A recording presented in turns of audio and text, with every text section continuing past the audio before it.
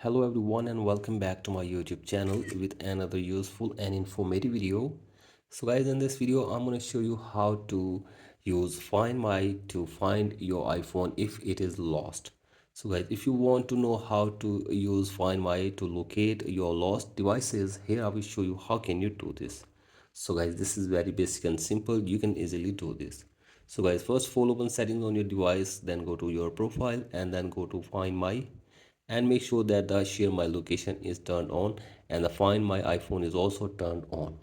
So guys, make it short. And if your iPhone or the other related device is lost, then you have to simply log in your Apple ID on any other device, and after this you have to simply download and install the Find My app on that device, and then you will see the devices option from here, and you can see people option from here. So guys, you have to simply tap on devices, and here you will see all of your devices that are connected with your Find My. So guys, if you want to locate your iPhone, then you have to simply tap on your iPhone from here, and then you will see the location of your iPhone where it is. So guys, here you can see this, it is in here. So guys, here you can locate your device on Find My very easily.